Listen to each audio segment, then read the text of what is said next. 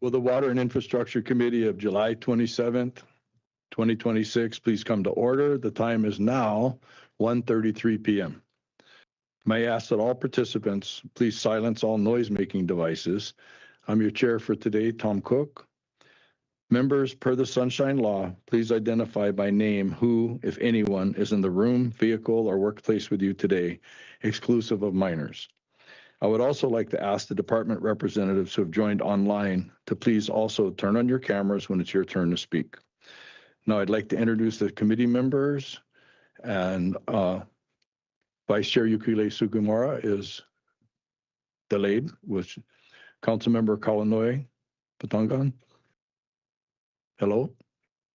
Hey, aloha, Chair. Colin Batungan here, calling from my office. I'm alone in the workspace. Good afternoon, Member Johnson. Good morning or good afternoon, Chair, Council members, community members. There's no testifiers at the Lanai District Office. I'm alone home and I'm here and ready to work. Thank you, Chair. Good afternoon, Council Chair Alice Lee. Good afternoon, Chair, and everyone. Good afternoon, Tamara Paulton. Aloha Winala, Chair, streaming live and direct from the planning conference room. And aloha, Member Rollins Fernandez. Aloha awina la, Chair. Aloha awina la kako mai molokai nui akina. I'm at my private residence. I have my 2 children who are minors also here. My husband will probably be home soon too, McKenna Fernandez. And there are no testifiers at the Molokai District Office, and I already miss our chambers. Mahalo, Chair. And aloha, good afternoon, Member Sinensi. Hey, aloha po'akai, Chair. Nice to be here. And good afternoon, Member Hodgins. Aloha, Chair. Aloha, everyone. I'm also at my private residence. I have 1 minor with me now. I will probably have another minor joining me soon. Thank you. Great. I want to thank all of you for attending today, the first WAI committee meeting from the planning conference room. And so now from the administration, we're joined today by representatives from the following department: the Department of Water Supply,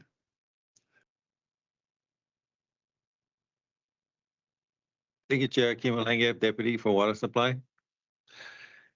and we have Department of Corporation Counsel, Good afternoon, Chair. and we have the Managing Director with us today. Aloha, Chair. Josiah Nishita, Managing Director. From OCS, we're assisted by our committee staff. Please see the last page. Okay. What's the reverb? It's you, Chair. Okay. Please see the last page of our agenda for information on the meeting agenda. Okay. Good afternoon, everyone. We have 1 item on today's agenda. Y1.10 relates to a discussion on Resolution 26-116 relating to the acquisition of the water system assets from Laniapoko Water Company, Inc. and Olowalu Water Company, Inc. Members, if there are no objections, I would like to take testimony after receiving opening comments on Y110. No objections. Thank you, members. Let's begin. Members, Y1.10 relates to the Resolution 26-116 introduced upon the mayor's request. This resolution authorizes the county to acquire water system assets and associated easement rights from Laniapoko Water Company, Inc. and Olowalu Water Company, Inc.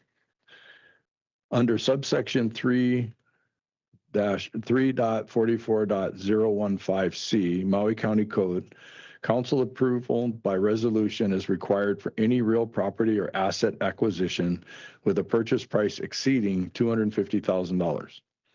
The proposed asset purchase agreements set an agreed upon total acquisition price of up to $6 million for both systems, exclusive of closing costs and expenses. Independent appraisals dated June 24th, 2026 were completed by New Gen Strategies and Solutions in coordination with Carlero Engineers to determine the investment value of these assets. For your reference, a copy of Resolution 26-116 and the appraisal is uploaded as Granicus number 1.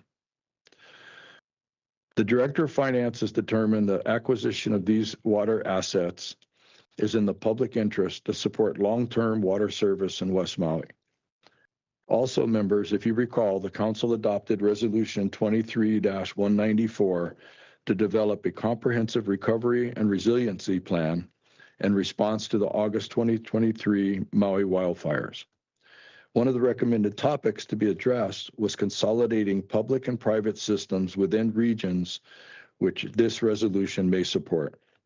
As a reminder, members, the item before us today is just for discussion only. Resolution 26-116 remains pending with the Budget, Finance, and Economic Development Committee. At this time, would the Department of Water Supply like to introduce themselves and provide any opening comments or presentation?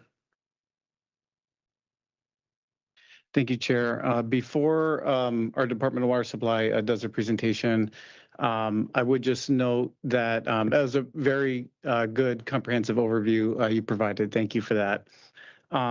The only other thing I would note is as a part of all of our recovery work in Lahaina as well, and with the development of the Lahaina long-term recovery plan, it was identified in numerous settings as well as identified through multiple projects in the Lahaina long-term recovery plan.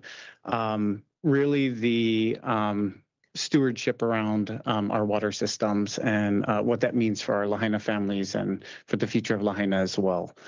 So that goes into a lot of our planning and thinking regarding this matter as well.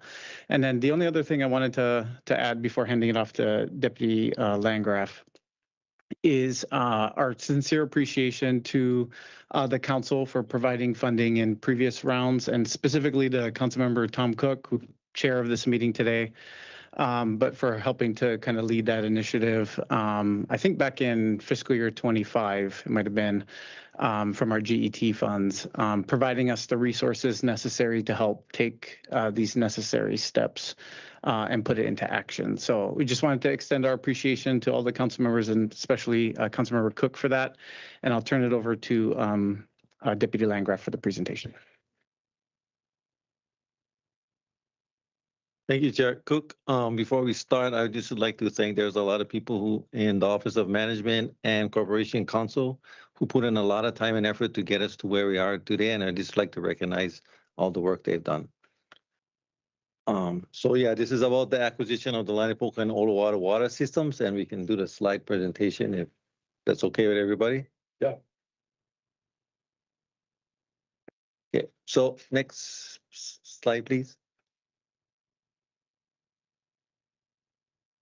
Okay, so this is a resolution authorizing the acquisition of water system assets from the Lanipoka Water Company and the Olowato Water Company for up to $6 million, exclusive of closing costs and expenses. Next slide, please. So first we're going to talk about the Lanipoka Water Company water system assets. Next slide. Small. Sorry, it's a little bit small, so I'm going to have to read. So the potable water system consists of 3 wells, 2 tanks, 2 booster pumps, about 14.5 miles of water main appurtenance, and these are all located in Lanipoka. Currently, the system has 402 total water system active connections. That produces about 276 million gallons of water in 2025. The purchase price is $3.5 million, and the appraised value is $8,056,000. Next slide, please. Okay, so what you see up on the screen is a water system map. So they're different colors. So the different colors represent the different size piping. Most of it is 12 and 8-inch piping. It might be hard to see, but they can also see where the tanks and the wells are located on that. Next slide, please. So this is kind of the same, but this is what the water service area covers, that whole area. Next slide, please. What you see here is a schematic of the Lani Poco Water Company. So you can see the 3 wells, the 2 tanks, the 1 booster site, and how it connects into the distribution system. Next slide, please. So what you see here are the list of the assets that we will be acquiring. I can go down the list if you guys like. Okay. So there's there's one 1.5 inch water meter service connection. There are 56 1-inch connections. There's 1 2-inch connections, 52 3/4 inch connections, and 292 5/8 inch connections. So there's also, there's a meter system, 7 system 5/8 and 3 6-inch. These are the larger parts of the system that service different areas. Okay, so you can see there are 3 shafts. So the shaft is basically the well without the pump in it, right? So for well 1, the shaft is 692 feet deep. For well 2, it's 850 feet deep. And for well 3, it's 749 feet deep. So then you look at, so each well has its own pump. So well 1 has a 500 gallon per minute pump. Well 2 has a 100 gallon per minute pump, and well 3 has a 500 gallon per minute pump.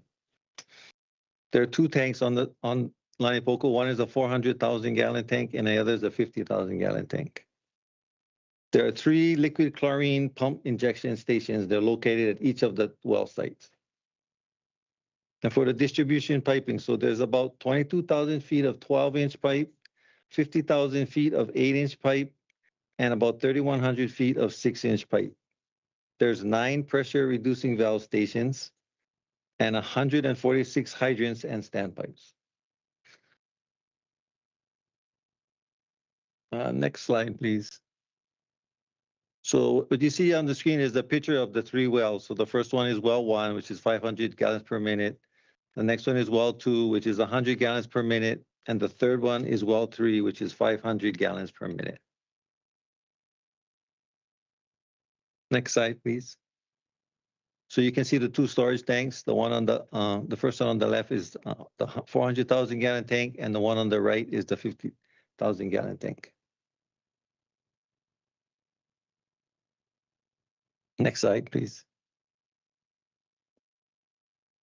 Okay, so now we're going to talk about the assets from the Olowater Water Company. Next slide, please.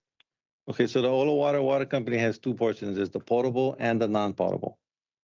So for the potable system, the system consists of 1 well, booster pumps, approximately 2.3 miles of water main and appurtenance, and they're all of it's located in Olowater. They have 79 total customers, active connections. The water production is 52 million gallons in 2025. For the non-potable, consists of 2 shaft wells, a stream diversion, booster pump, ditches, reservoirs, and approximately 3.3 miles of water main appurtenance. And it's still all of it, it's in Olowater. There are approximately 72 customers connected to the non-potable system. The water production in 2025 was about 108 million gallons. So the purchase price for the potable and non-potable system is $2.5 million. The appraised value for that system is $1.987 million. Next slide, please. So this is the map of the Olowater water system. If you look at it, I think it's really hard to see, but the dashed lines are the potable and the solid lines are the non-potable. It might be really hard to see it. How many pages do you have?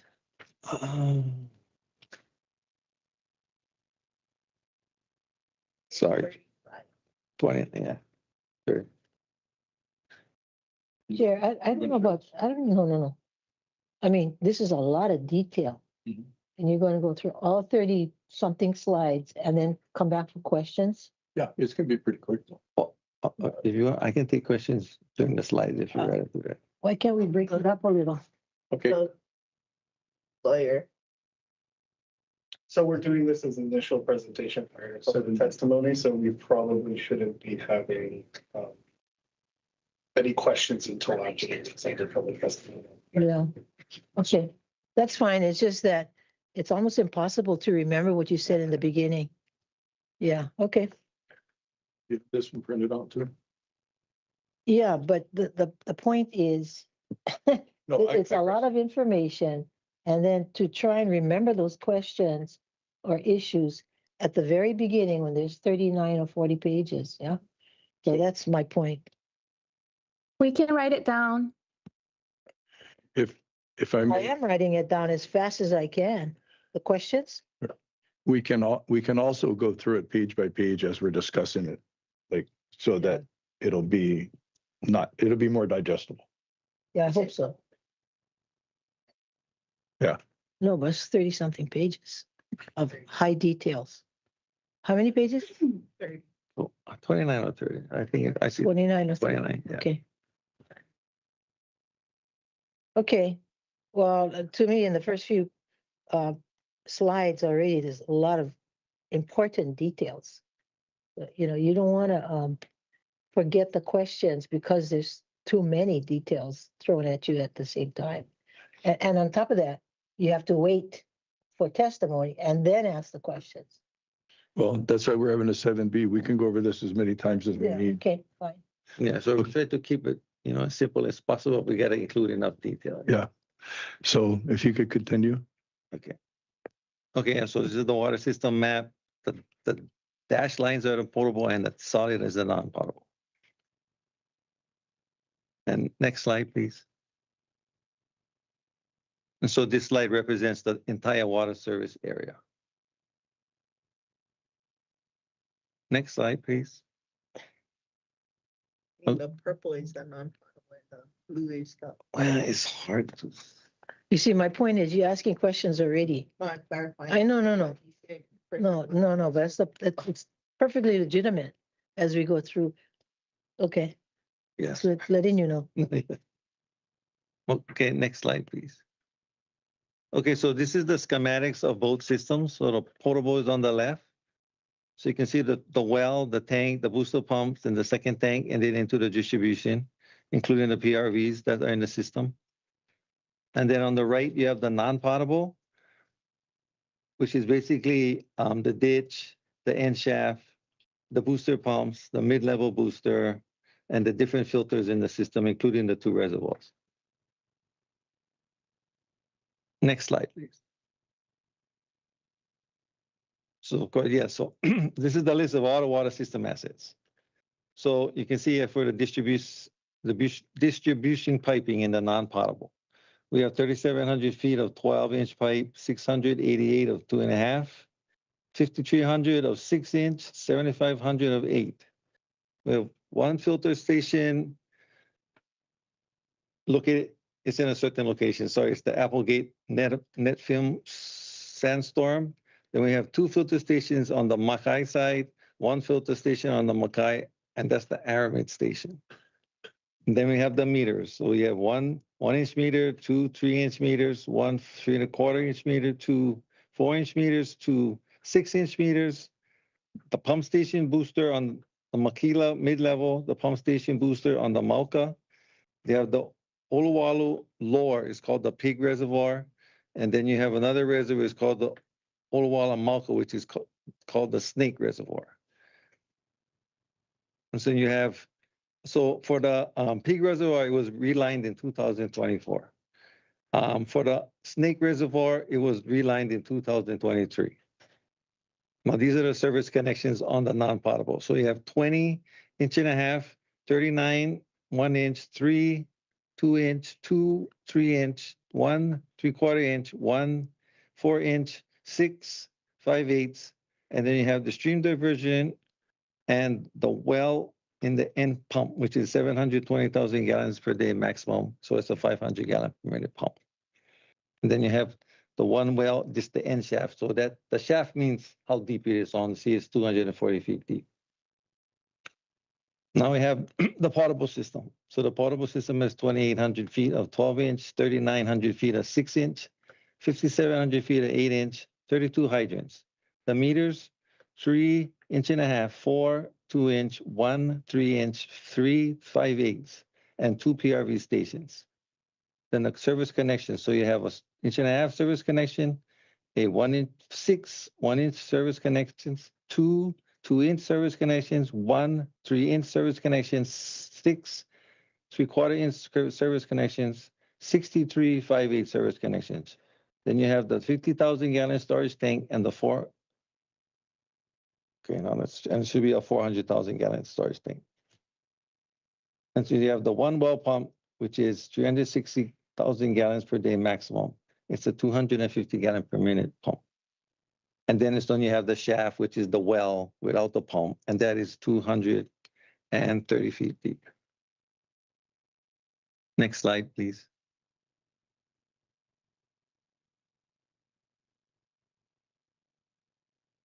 Next slide. Next slide.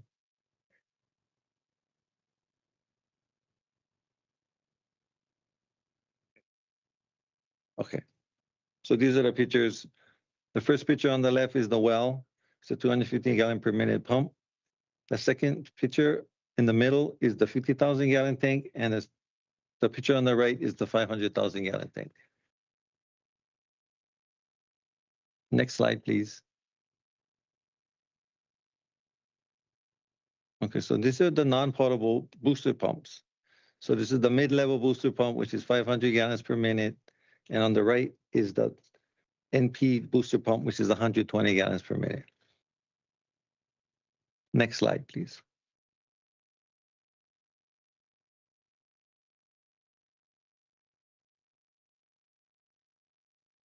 Okay, so as you can see on the left, there's the Malka. The name of it is the AMIAD, Aramid Filter Station. This is to filter the non-potable water. And then on the right is the same type of filter system to filter the non-potable water, but that's the Applegate filter station. It's a little bit different filter setup. Next slide, please.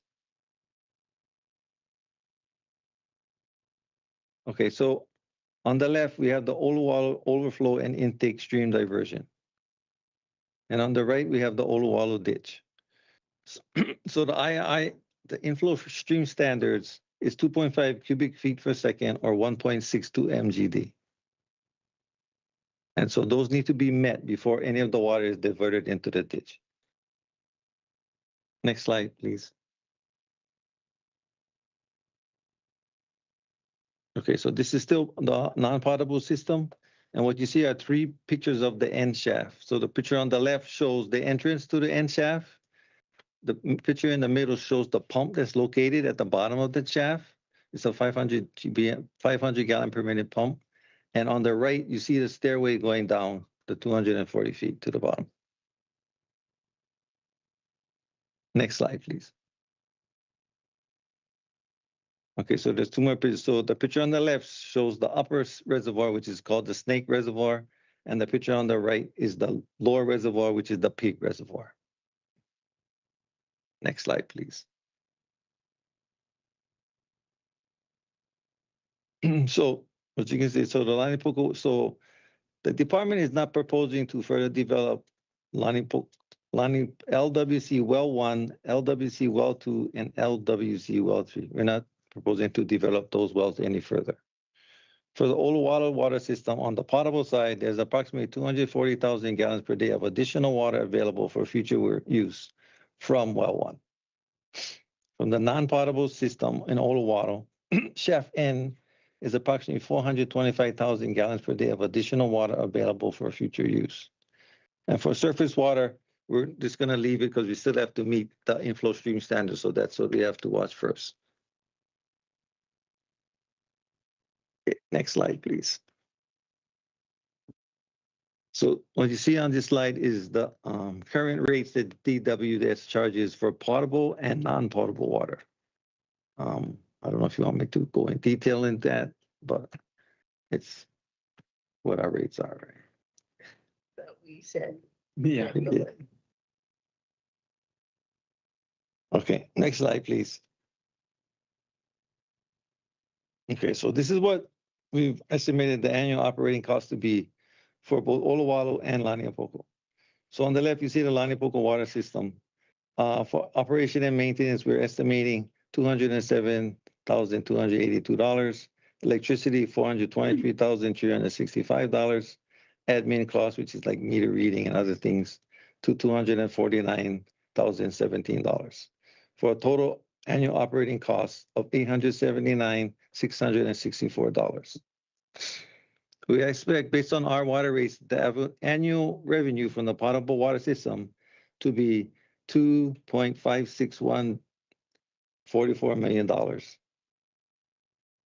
Now, all of these rates are based, we looked at what the usage was for the systems in May and June of, I think it was 2020, this year. We looked at May and June and we kind of saw what they used, and that's how we calculated the amount of water that would be used. For the Oluwata water system, the operating costs, the operation and maintenance is about $381,175. Electricity, $126,126. Admin costs, $164,254. And the total operating cost of $671,554. The annual revenue. So from the potable system, we expect $625,708,000. The non-potable system, $108,655, for a total annual revenue of $734,363. We also use the same time, so May and June of 2026. Next slide, please. So these are going to the post-closing obligations of the seller. So there'll be some transitional service. The transitional service is basically we're going to ask them to continue to operate the system for about 6 months as we transition, learn the system.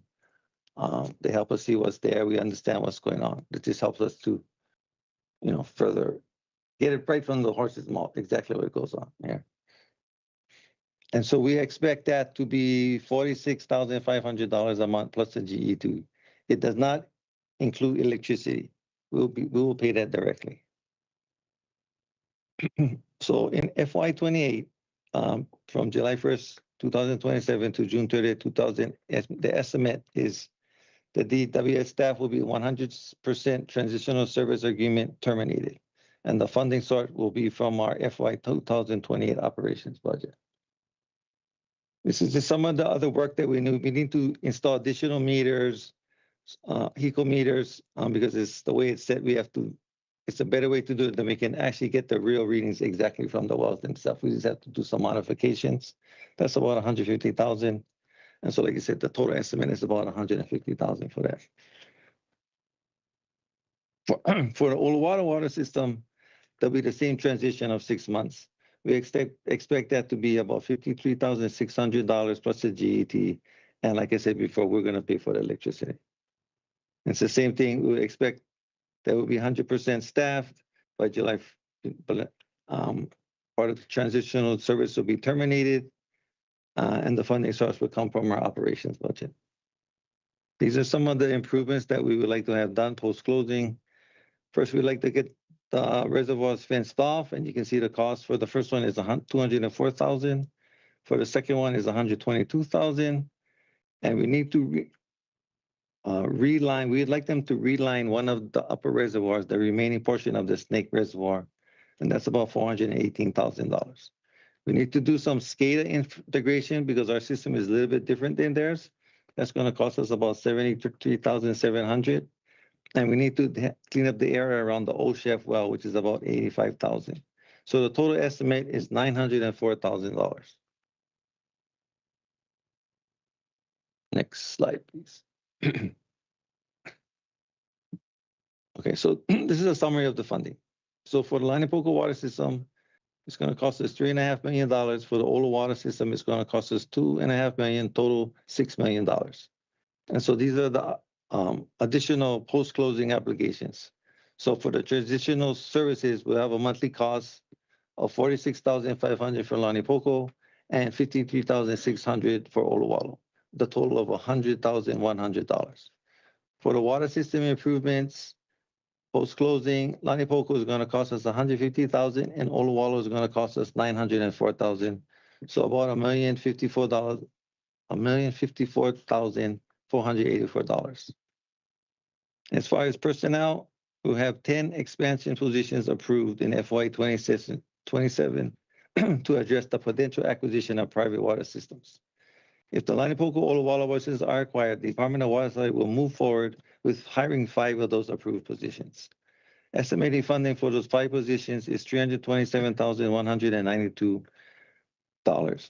for 12 months, based on FY 27 funding for 6 months for 10 positions.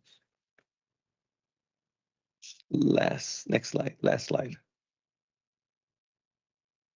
Okay, so this is the proposed closing schedule. We did the appraisal site visit in April. The appraisal was completed in June of 2024, June 24, 2026. So if the council approves this, we expect it to be done by, if the council approves it by the end of August 2026. Then we need to go to the PUC. We expect that to be completed in March 2027. Once the PUC approves it, then we go to escrow, which is roughly 20 days from PUC. So we expect everything to be completed by April 2027. Yeah, that's the last slide.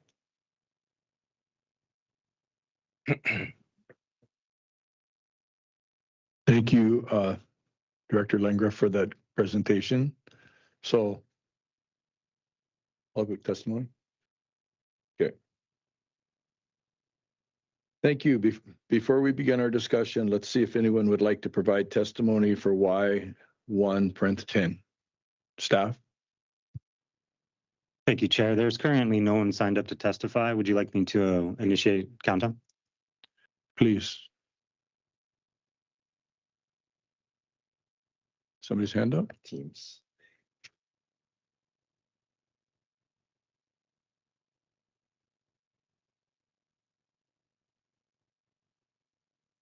Yeah, if there's one raising their hand, we can just read the testimony disclaimer in the notes. Okay. Thank you.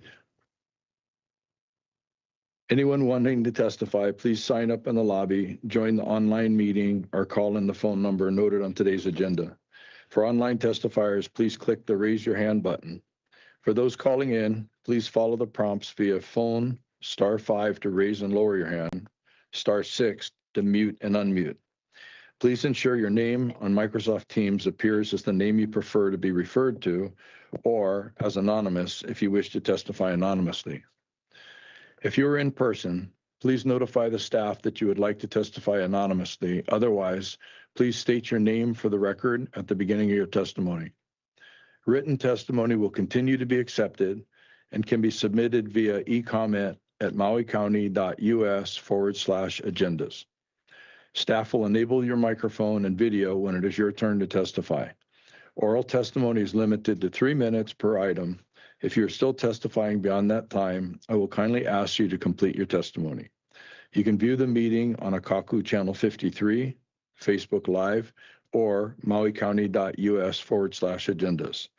Decorum will be maintained throughout the meeting. Breaching decorum includes anything that disrupts the orderly management of the meeting. Violation of decorum may result in being removed from the meeting. At this time, I'd like to open public testimony. Staff, call the first testifier. Thank you, Chair. The first individual we have signed up to testify is calling from extension 4945 on Teams. Welcome, testifier.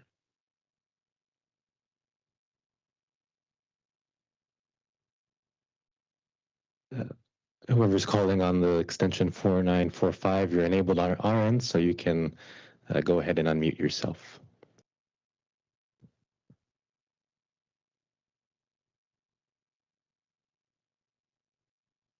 And that's *5 on your phone to unmute yourself.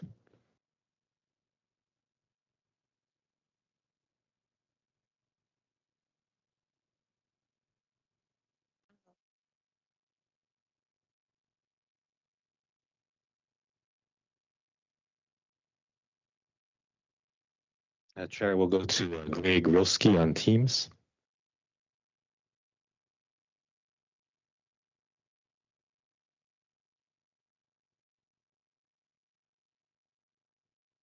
Hello, WAI committee. There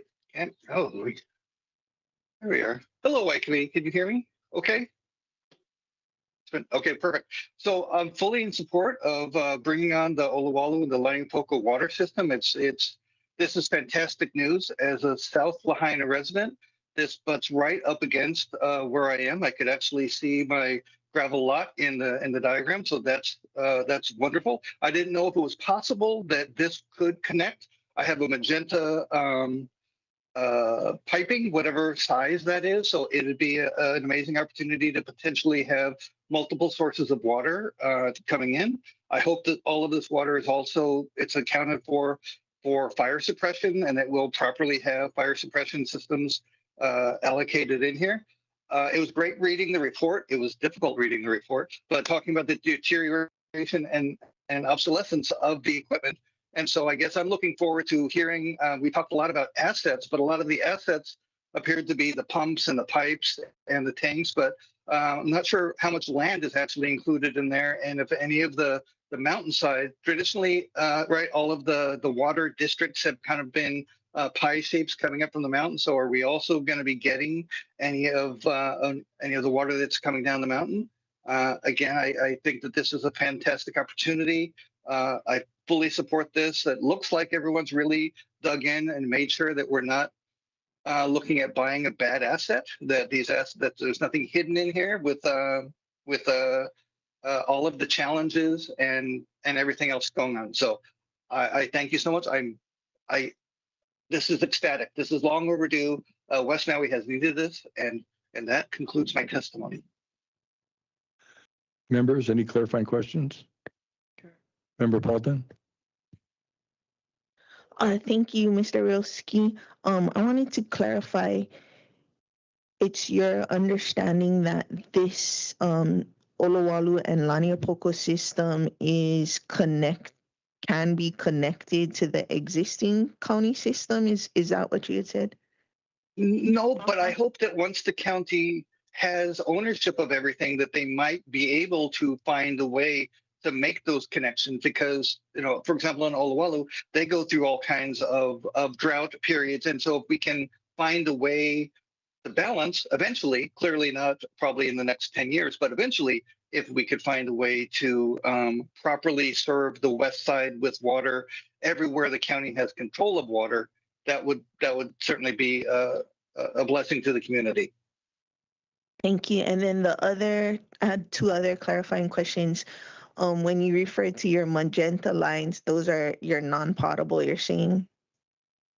No, I think it's on page 5 of the presentations. They just represent a different size water pipes, but I'm not sure what size the colors represent.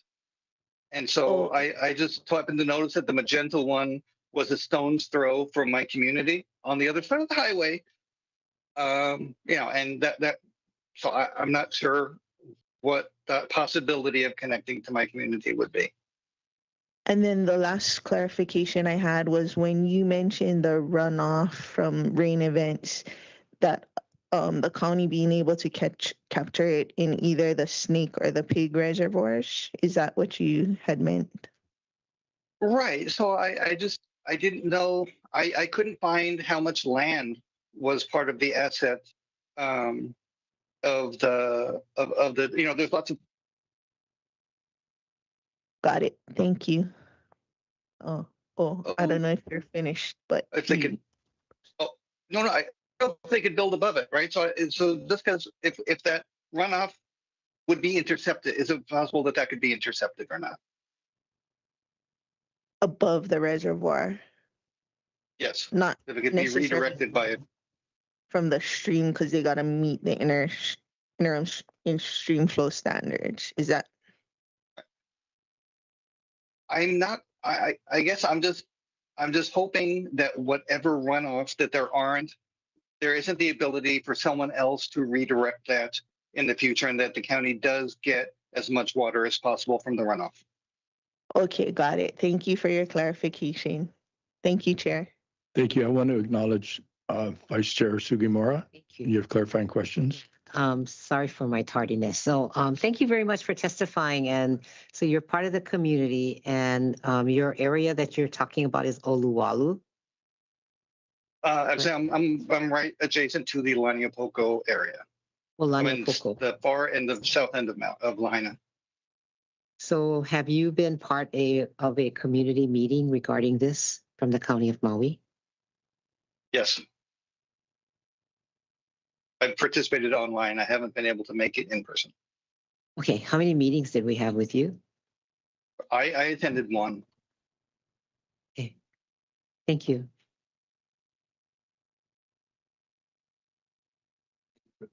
Oh, that's it. Members, any further questions for the testifier? Seeing none, staff? Thank you, Chair. The next individual we have signed up to testify is calling again from extension 4945 on Teams. And earlier we were mistaken to unmute yourself at *6.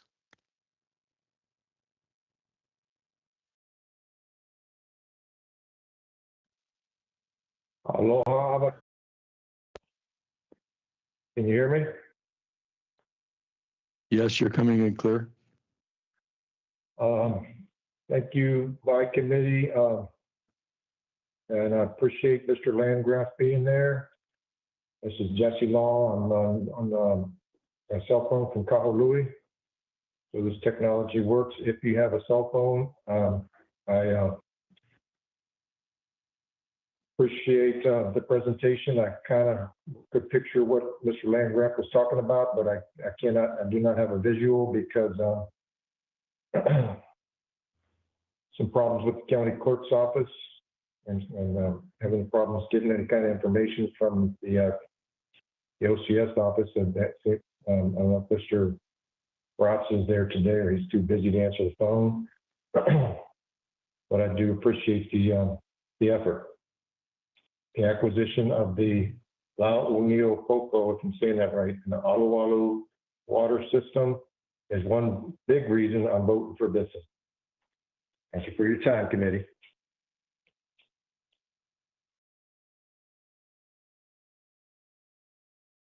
Members, any clarifying questions for the testifier? Seeing none, thank you very much.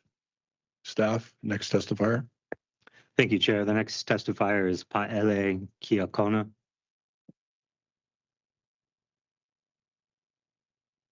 Aloha. Am I coming through on your end? Okay, mahalo. I keep this quick. I am in full support. Really appreciate the effort in county trying to change the narrative. I'm sure you guys have heard it over and over again. 77% of water, our West Maui water systems are owned by private entities and private purveyors. So I see this as a huge step in the right direction of us reclaiming that public trust resource. And having less speculative interest in these spaces, rather having a public entity like the County of Hawaii to take care of its people. So I am in full support. I really appreciate these initiatives, much of which I know Mayor Bisson was behind putting through. So I appreciate that effort. And yes, I look forward to us helping to change that narrative. Hopefully we can get it to 100% owned by community at some point. But until then, it's a good step in that direction. So mahalo, appreciate you guys. Thank you for your testimony. Members, any clarifying questions for the testifier? Seeing none, thank you very much. Staff? Thank you, Chair. There's currently no one else who has signed up to testify. May I initiate final countdown? So if there's anyone in the audience or on Teams that would like to testify, please come up to the podium and begin your testimony, or use the raise your hand function on Teams and staff will unmute you. There we have a member in the audience that would like to testify. Welcome. Mahalo, Chair. Aloha Council members. I just wanted to express my full support for this proposed acquisition. I might be hesitant about some of the numbers, not quite understanding why we're offering more for Oluwalu than it was appraised for. Figured maybe there was some kind of balance with Laniapoko, not sure, but I just want to, I think it just was important for me to get on the record my concerns about our use of wells. So if we're going to be acquiring these systems, I think it gives us a real opportunity to stop being so irresponsible environmentally. So thank you for your work to push this acquisition forward. And yeah, just wanted to make sure to get my support on the record. And I don't think I said, but my name is Jackie Keefe. Sorry. Thank you for your testimony. Any clarifying questions, members? Yes, Member Paulton. I don't know the answer to what you said, but did you see that the post-closing obligations on the Oluwalu were like 900,000 more than on Laniapoko?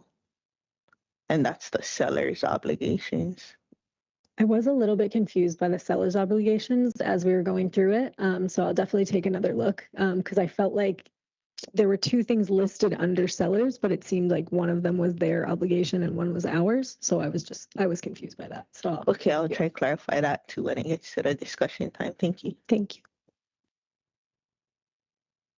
Members, any other clarifying questions? Seeing none, thank you very much. Staff. Thank you, Chair. The next testifier we have signed up is James Langford. Aloha, everyone. Just a gentle reminder, really excited about this direction. You know, the Kumulipo does begin with water. So culturally, the relevance is paramount. So, like I said, a gentle reminder that atmospheric water systems can, which is basically just a shipping container that acts like a dehumidifier off of solar. And you could put them next to streams and also extract from the air. This technology is it's well proven, and because of I think the dichotomy in politics, folks want the money to build things, whereas buying things, and I heard that come up earlier today too when it came to the prefabs. So this technology, if every one of these subdivisions or this process that you folks are going through today, you can add a supplemental atmospheric water system, and it's really, really smart, guys. Like we can get water to places, especially with the third ADU coming on, and folks that want pools. So those are solution-sided things that can address the conflicts that you folks see. Oh, well, if you want to have a pool and blah, blah, blah, and these are the rules now, then you can get one of these, put it right next to the filter. It's the size of a big cooler, and it'll produce enough water for the home for that day and pool. So thank you for, I encourage you to work with the local Smarty Pants tech people instead of the folks coming in who have experience with disaster capitalism. So I'll continue delivering all the great ideas, and I sure love you guys. Thank you for all what you do, and I wish you peace and happiness and truth during this election season. Okay, thank you for your testimony. Members, any clarifying questions? Seeing none, staff? Thank you, Chair. There's currently no one else signed up to testify. May I initiate final countdown? So if there's anyone else in the audience or on Teams that would like to testify, please come up to the podium, begin your testimony, or use the raise your hand function on Teams and staff will unmute you. This is your final call. 3, 2, 1. Chair, no one has indicated they wish to testify. Thank you. And I'll remind written testimony will be continued to be accepted. Okay. Any objections to closing private public testimony? not Texas. Members, I'm proposing 2 rounds of 3-minute questions per member. Are there any objections? Okay. So thank you, members. Let's begin our discussion. Vice Chair Sugimura. Thank you. Thank you for your hard work on this and presentation. So on the appraisal values report, it was mentioned the concern for aging infrastructure. Do you have anything to say about that, concerns, and are we planning anything because of that? It looks like it is. You can't hear me. It is. It is. Okay. Closer. Okay. Do I need to Also, ask there again? is some of aging infrastructure, and once we acquire the system, they will be able to make a better analysis and see where we need to go and what we need to do for CIP for that. Right. So there is this, because we don't have it and we don't have seen everything about it, right? A lot of it's on the ground, right? We're pretty sure what we see and what we've seen and what we know about the system, it's pretty good for right now. You know, over the years, there might be stuff that we'll have to replace as we go. So I guess until are you anticipating to are you anticipating any additional funding that we will need? Not in the current, not for a little while, for sure. Okay. Right. I think it's all good for right now. Yeah, of course, the well pump can go out tomorrow, but that can happen in our system too. But, you know, that's just one thing that comes up sometime. And the As list far as of, what we see, it's all in good condition. okay. And the list of the detailed listing that you read off. Yes. All the stuff that we'll get through Yes. the purchase. Like this, I mean, it's the service laterals to the meter, the meters, the water line, the apron, like the hydrants, you know, the wells, the tanks, the chlorination system, the SCADA system, all the electric and electronics, all of that is included in that.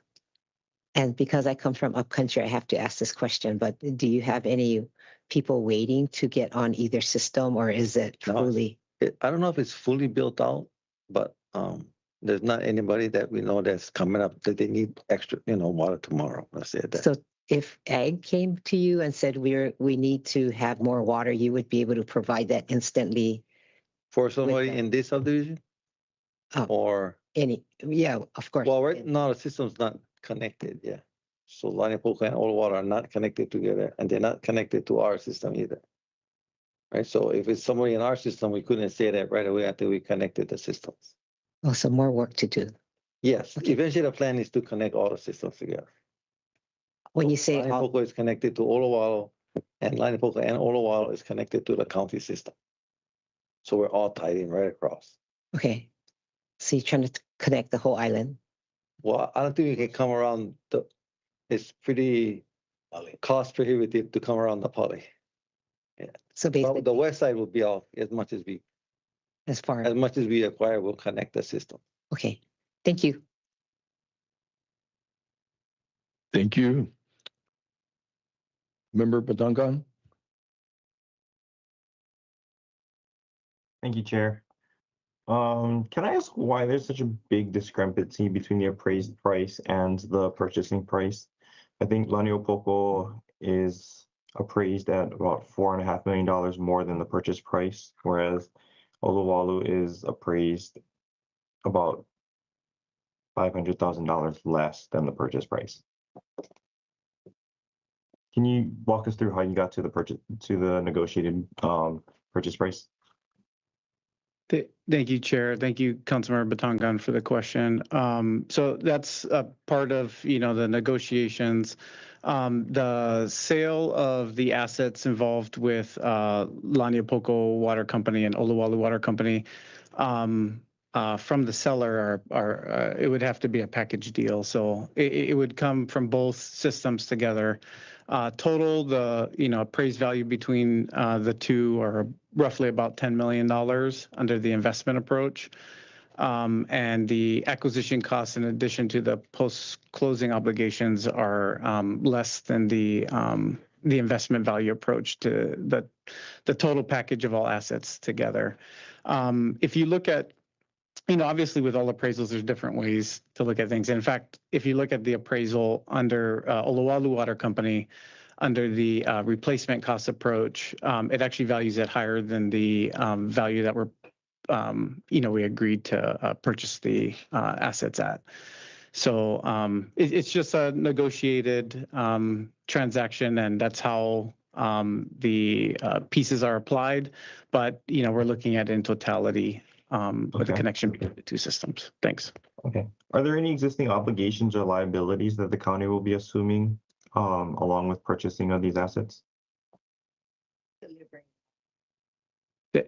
Thank you, Chair. Councilmember Paulton, I think, answered that question, but obviously we have to provide water to customers. And I don't know if anything else Deputy Landgraf has to share on that. No, there's not any existing liabilities that we need to assume. Okay.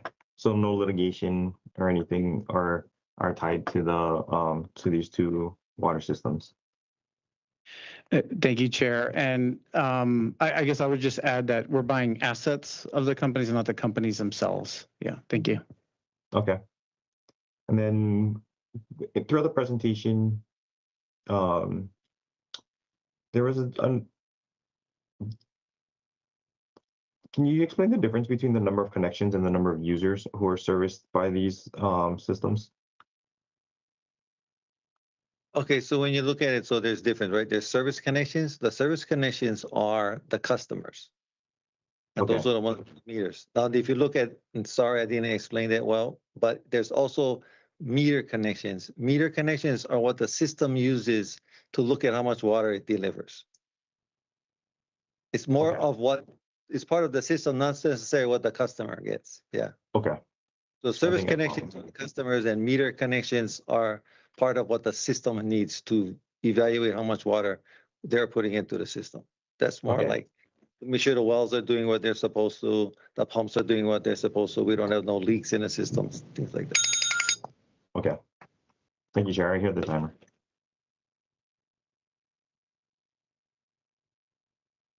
Thank you. Councilmember Johnson. Thank you, Chair. And there's a gnat that keeps flying up my nose, so if I flail my arms, just ignore me. I'm sorry. It keeps bothering me. Gonna jump into questions right away.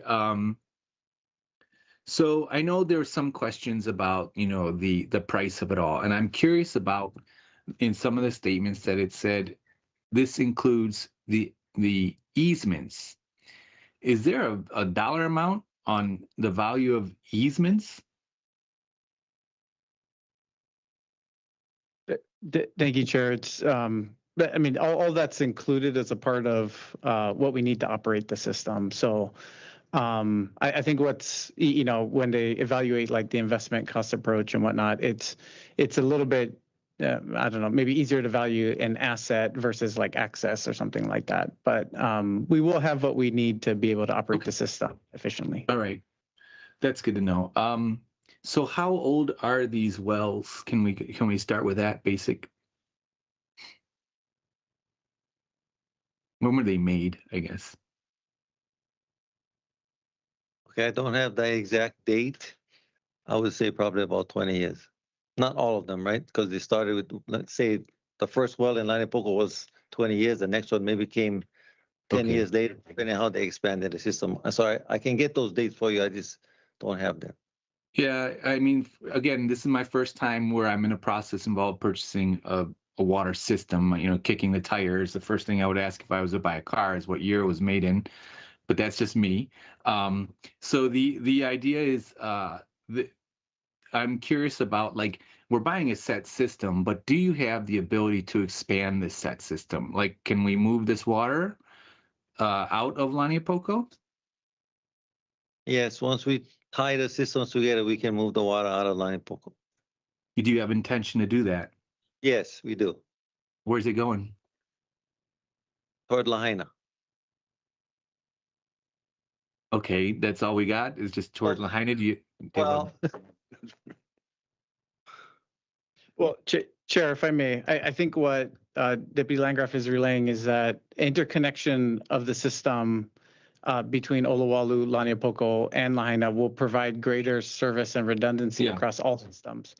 So It fits into our main system is what you're saying. yeah, the interconnection allows for better resiliency, redundancy, effects of climate change, or if, as a testifier mentioned, I think in terms of like fire suppression or other things Okay. that may be in one area but not another, being able to move water across areas can, provide for greater opportunities across the board.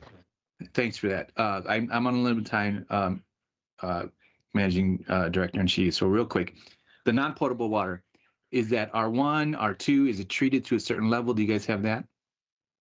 It is not, it's non-potable, it's strictly straight out of the stream, and some of it is out of a groundwater well. That's So not- we'd have none of it is treated. Okay, so non-potable is, what are they buying it back from them? What are they using it for? I believe it's agriculture. You can just, okay, fair enough. All right, those are my questions. Appreciate your answers. Thank you, Chair. Sorry about that earlier answer, but to me, Laniapoko and Oluwala are different than Lahaina, and that's why I said it goes to Lahaina. Sorry. Okay. Thanks for that clarification, Deputy Director. Thank you, Chair. Thank you. Chair Lee, your turn for question. Yes, thank you.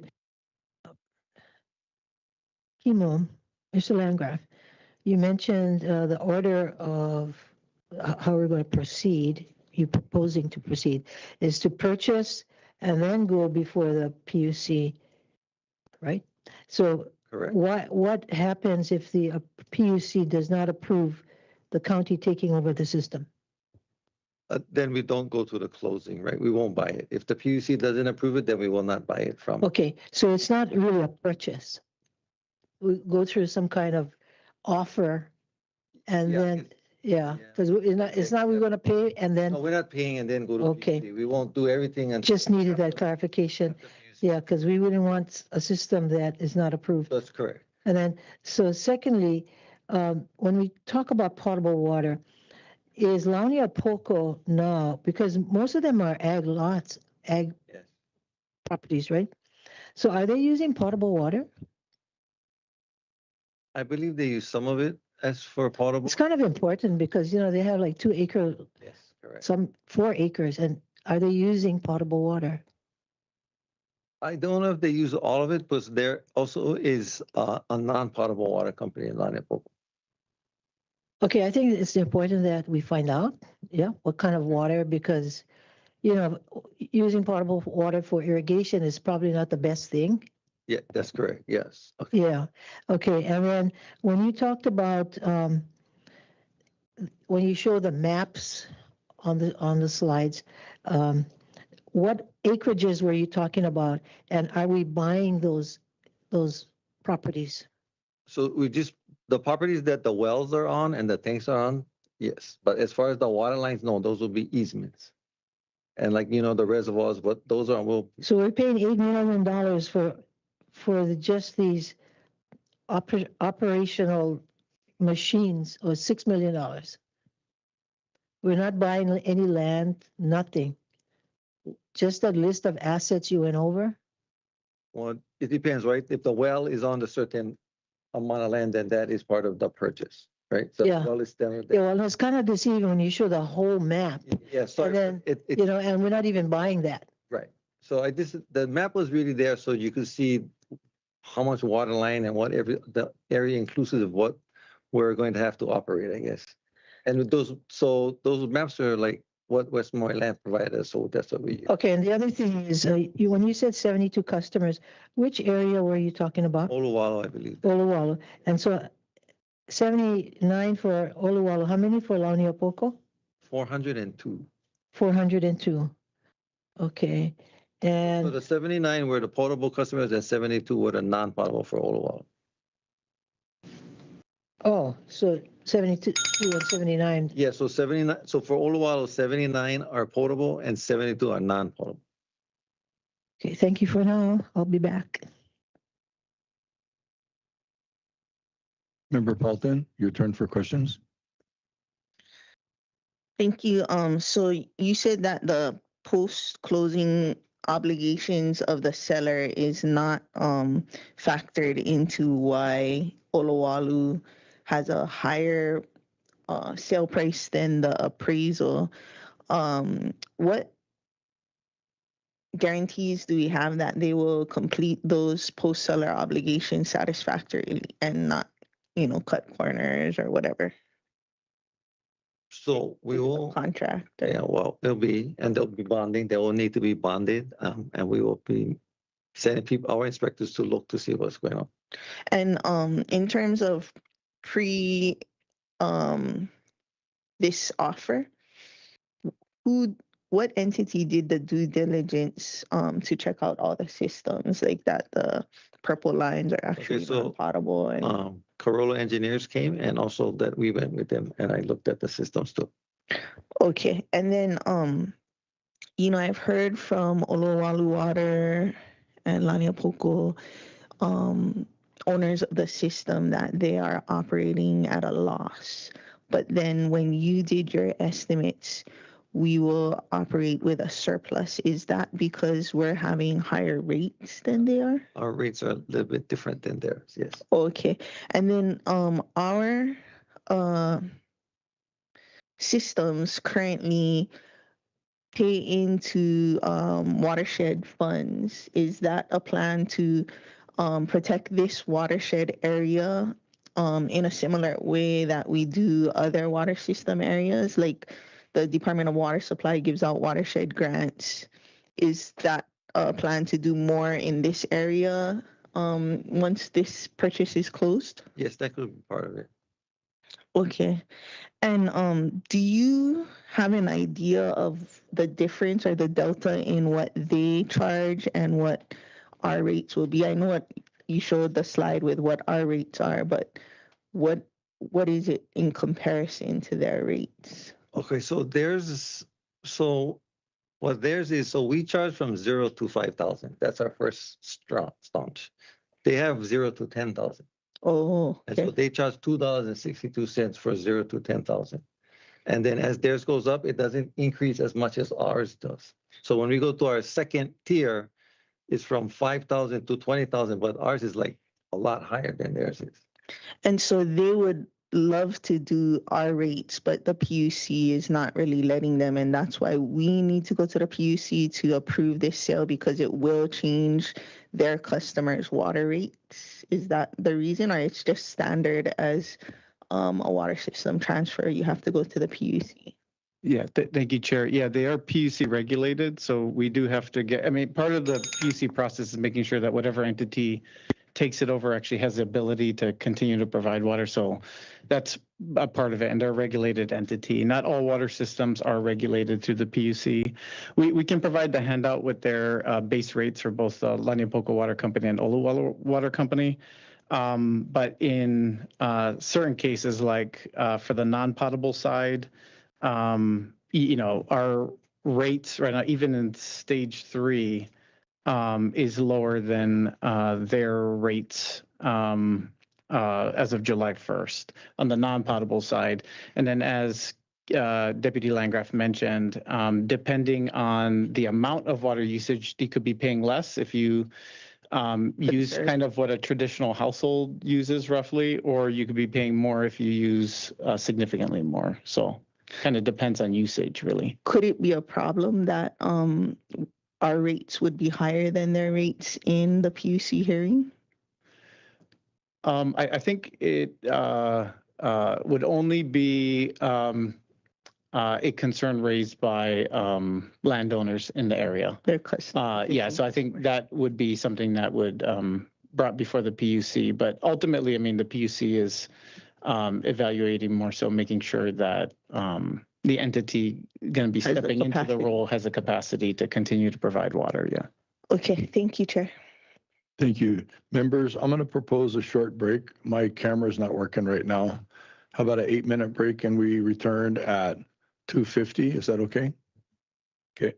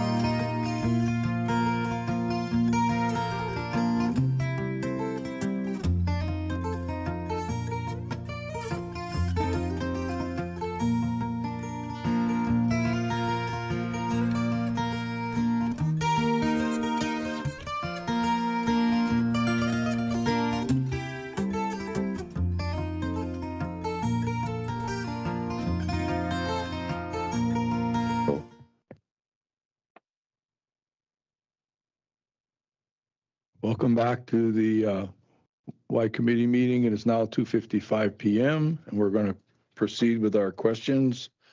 Member Rollins Fernandez, are you with us? We can go on. We'll skip and go to Member Senensi, who is here currently. Hello, Chair. Yeah, just following up on some of Member Paulton's questions about the PUC. What else are you expecting from that meeting beside getting the approval from the PUC? I think that's all we're hoping that we're gonna have. Oh, that's it. Gonna say, because as the water department, we have the operational capacity and the financial capacity, so it should be very straightforward, but Right. depends if they're interveners. Yeah, and potentially you will have residents also providing testimony at this meeting on rates. Then Sorry, you have Chair. If they could speak into the microphone, especially for the people online, thank you. Oh. Sorry. Yeah, so we don't, hopefully we're not, that is pretty straightforward since the department already has operational and financial capacity. It should be straightforward. Now, there may be interveners who come and testify that maybe they don't like it, or I guess they could come in favor of it too. Right. Oh, okay. And then I know Member Batangan's question was about liabilities. Would the PUC also, if the previous water company had any fines or anything like that, would we be inheriting any types of, I guess if the PUC had some stuff for us to do, is there anything that would be inheriting? I know we're just buying the system, but if the company has these other infractions, would we be inheriting those? Thank you, Chair. Yeah, what we're, I guess, agreeing to in our acquisition agreement is purely an acquisition of assets. So, I think that concern is a little bit more attributable to like if we're acquiring the company itself, and then inheriting essentially its liabilities or obligations.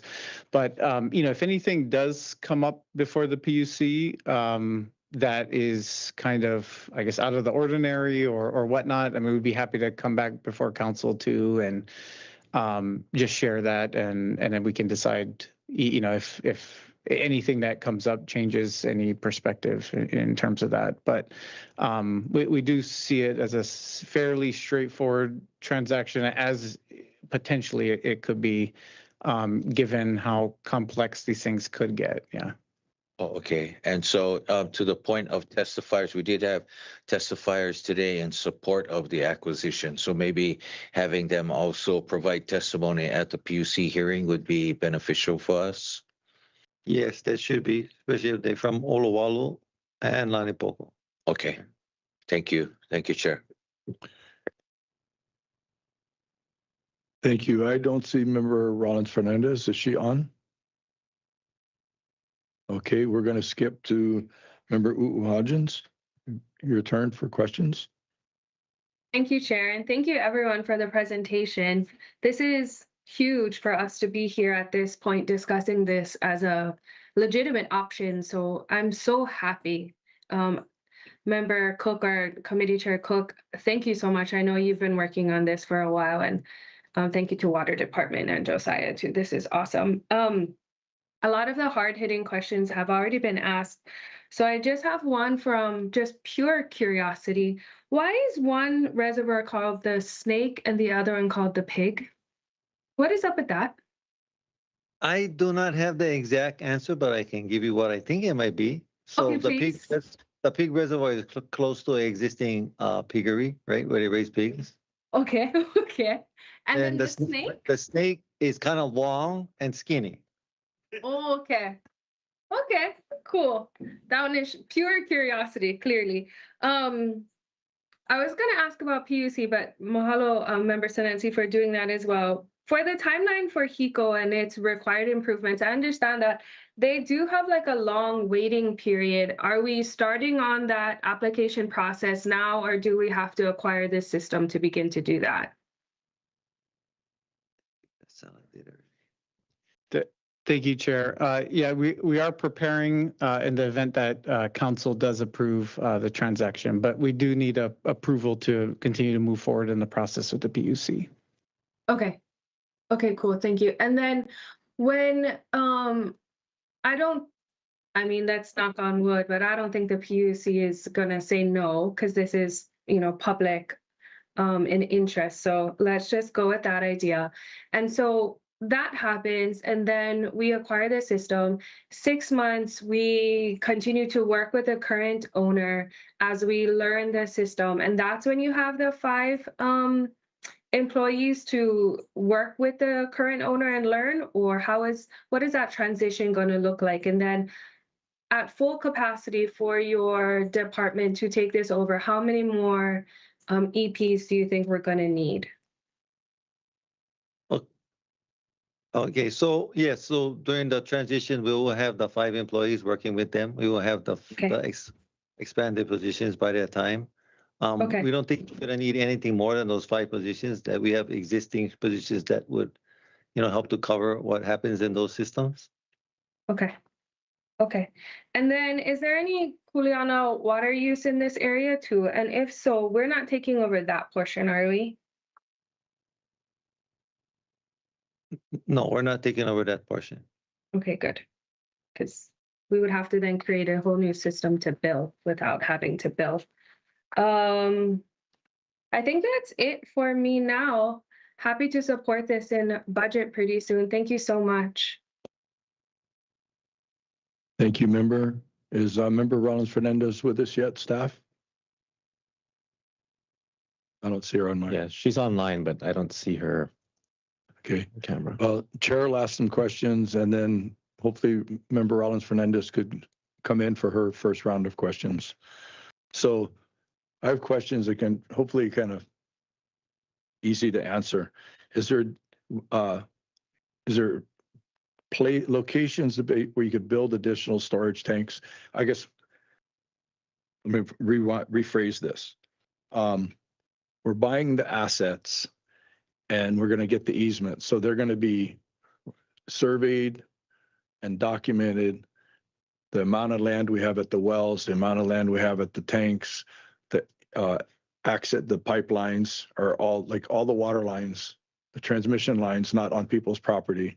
So all of that will be surveyed and documented.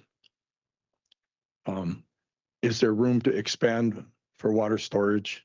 Just curious.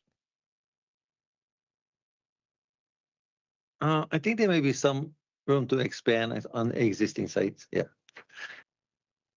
And my next question is, since we're not buying any land, the possibility solar generation and like that, we could negotiate with land, but we're not purchasing land, so that wouldn't be an option.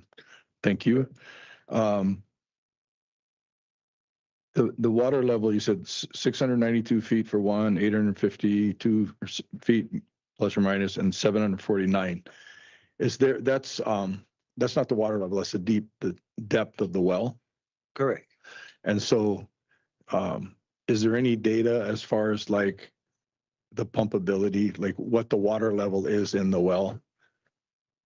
Yes, there is, but I don't have that. Okay, no, I wouldn't expect you to have it now. I'm just that's part of the thought processes as far as like the viability and the longevity of the well would be based upon something like that. And we have the data from their pumping records.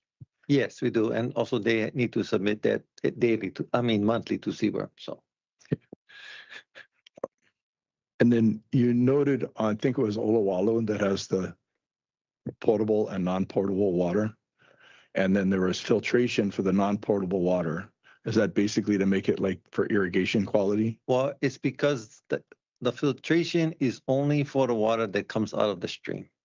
Right. So they try to take out the heavy particles. Right. So it doesn't get plugged in the drip irrigation or. Right. Okay. Yep. That's my questions for now. Member Rollins Fernandez, are you with us?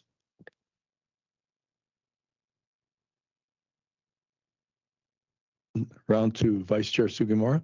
Are there any other companies involved in this with the system?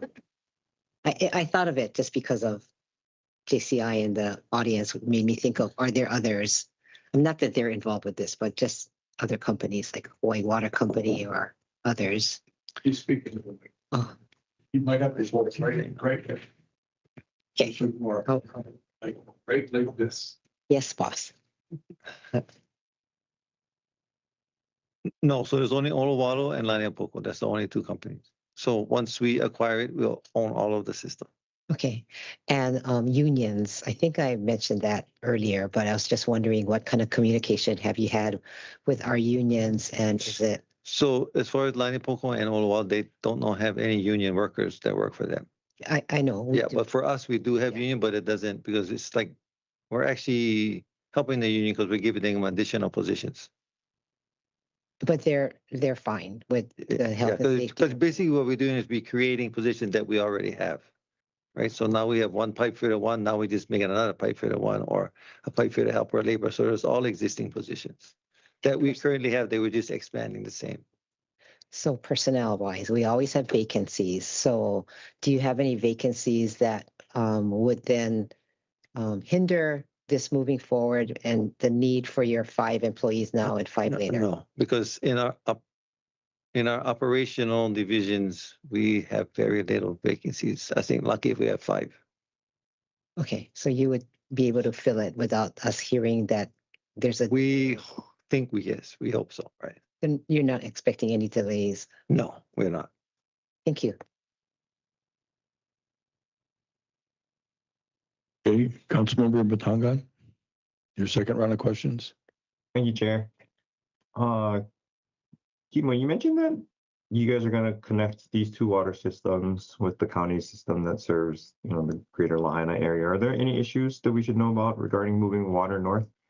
I recall there being restrictions on moving water from district to district. There's not applicable here. Not applicable on West Maui, no. Okay, perfect. And then the last thing I have is, so you mentioned that we aren't able to fully inspect the system until we purchase it because the things are buried and whatnot. But if we're not buying the land, we do have rights to go and dig and check out the system. And why is that the only option to test whether or not the system requires additional repairs beyond what's visually available? Are there methods we can deploy to detect leaks through pipes without having to go dig? So, we've seen, we've seen from them, they showed us how much brakes they have, where they have the brakes, what the brakes look like, what kind of brakes they have. We have seen portions of the system. And I know I said that we cannot see everything, right? We just cannot see everything because sometimes you get on service lateral that maybe just for one property that may need to be replaced, but you won't really know that. But as a whole, the system operation, it works very well. And I don't see any real concern over that. Yeah, of course, there might be something that is just, you can't see it because it's like 20 feet underground and it's just leaking really slowly, then all of a sudden it breaks. I mean, those may happen. As a whole, I really think the system operation and maintenance-wise, they've done a really good job on it. We did see that by looking at the records that they showed us. We see how they operate the system. We looked at how well they take care of the above ground stuff. So it looks like they really did a good job in maintaining and operating the system. Okay, sounds good. Thank you. That's all I got, Chair. Thank you, Member Johnson, your second round of questions. Thank you, Chair. My questions have been answered, and I'm in full support of this. And I also appreciate the department moving on this, and they seem to have a lot of praise for you, Committee Chair Cook. So nice work on all whatever you did behind the scenes to make this happen. So no questions this time. Thank you, Chair. Chair Lee. Okay, thank you. Mr. Landgraf, does that area, Oluwalu and Launiapoku, have drought periods so that they rely on water from large reservoirs? I was suspecting that summertime they do have drought periods. They do have like those 2, like Olawala has those 2 reservoirs that they hopefully have some storage for. So I just want to be sure that you have alternate plans in case we need them. Oh, okay. So yeah, if we need to, we can always, we can build additional reservoirs. That's always, we can always do that. But for okay, then we can get through with, I think what we have on the pumps. Did we require, because this is a special purchase, and it's not land, it's more easements and assets. did we request an audit, let's say for the last 2 or 3 years?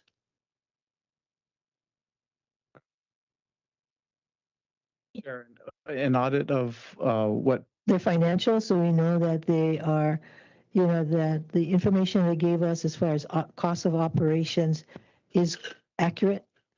Thanks, Chair. They are PUC regulated, so they do have to submit all forms of documentation to. Okay, so we do have that Yeah, documentation. they actually just got a PUC increase in relation to a power charge that started July 1st. Okay, do we need approval, or any kind of approval from C1? And will they have any kind of authority over the county when it comes to the operations of water? We're gonna have to go by what is the water use permit, what they're allowed to pump. That's what they'll have the control over that, right? So if they can say we can pump 500,000 gallons a day and that's what the permit is for, then that's what we need to control. No, Do we have to apply for a permit? no. I think it's gonna be a transfer. So Okay, I think we need to verify that, yeah? Yeah. Okay, so we do have to we're answerable to CWORM.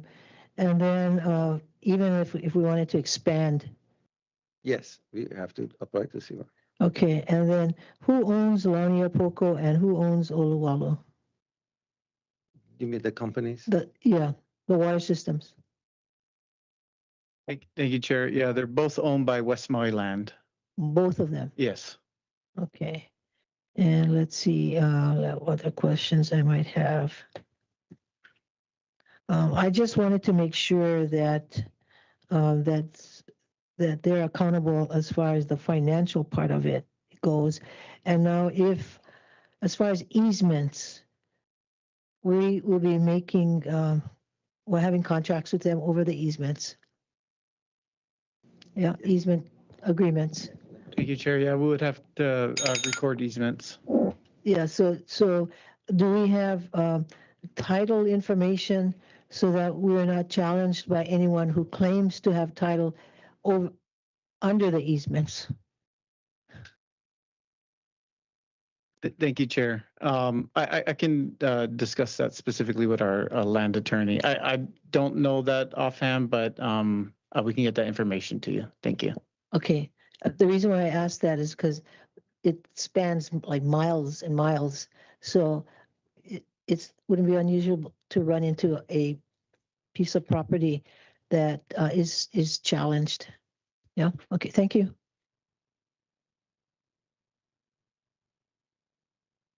Thank you, Chair. Councilmember Paulton, second round. Thank you, Chair. I'd love to do a second round. I do see member Rollins Fernandez is on, so if she does have a first round, I can yield if that's your preference. Welcome back, member Rollins Fernandez, and you are up for your first round of questions. Mahalo, Chair, and mahalo, Member Paulton. Okay, sorry, I was following by phone and I couldn't unmute myself. And I did hear Member Hajens ask some of the questions I had, so mahalo, and Member Paulton asked some of the questions that I had. So I'll start with that, slide 25 regarding rates. Okay, so my understanding from your exchange with Member Paulton is that the rates that you used was based on the current usage, and that the current rates that they pay are up to 10,000 versus our up to 5,000 for tier 1, and that's based off of memory just a little bit ago. But my question is, did you adjust? So if our tier 2, 3, and 4 are higher, which may cause a reduction in use, did you account for that in anticipating revenue? No, we didn't. Okay, thank you. And then on slide 28, the Oluwalu system, you combine the potential revenue for the potable and non-potable system, but the operating cost of both systems were combined. Is there a reason that they were combined? Is it just because that's how they're managed, or would it not be possible to desegregate it or segregate it? I'm sorry, Councilmember, which one are you referring to? Page 28, the Slide combination. 28, combining the Olowalu potable and non-potable system, the revenues are separated, but the cost to operate is not. Would it be possible to decouple the cost of operations, or is it just combined and that's just the way it is?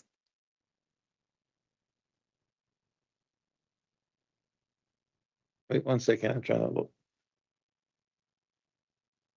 Okay, and then on slide 16, when we're talking about the tanks, how are the condition of the tanks?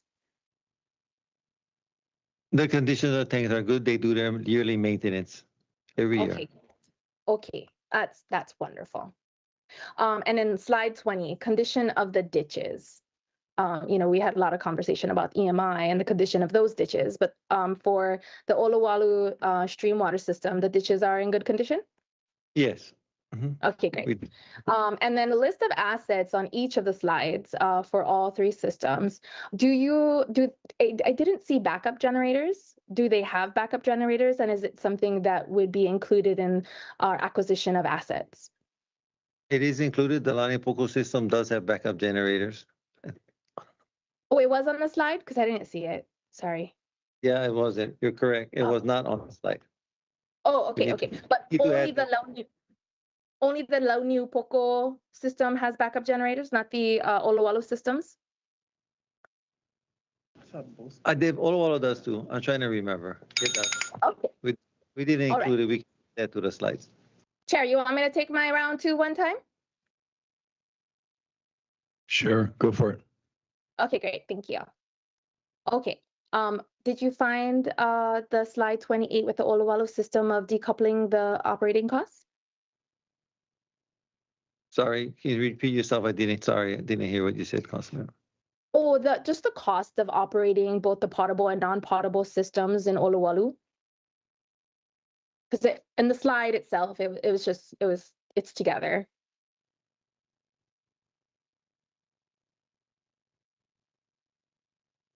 When I look at slide 28, it talks about acquisition funding and sellers post-closing obligations. Okay, wrong slide then. Okay, what slide was it? Okay, so for the Olowalu system. 25. Okay. Yeah. Sorry. Yeah. Okay. So the operating costs, yes, they're not separated out. I guess we can try and separate it out. Okay, and then in the exchange with member Hudgens, I understand that we are not acquiring the Launiu Poco irrigation system, which is the system with the on-stream users that are Kuleana landholders. And I just wanted to correct or clarify for the record that they are not charged for water rights that they have access to. Okay, yeah, we're not acquiring that system. Okay, and then the last thing I was looking for in the appraisal was the sustainable yield for the areas. And sorry, I didn't find it, but so that's the what CWRM has jurisdiction over is sustainable yield. And then now that whole area is surface and groundwater designated, that water use permits are required for that whole area. And then just to ensure where we're at with sustainable yield. Okay, so I don't have that in front of me either. I don't know exactly what the sustainable yield is, but I can go and find that information. Okay, I can go look too. Okay. That was everything. Mahalo, Chair. Okay, thank you. Member Sinensi, your turn for second round of questions. You have any? Oh, I'm sorry. My apology. Member Paulton. Thank you.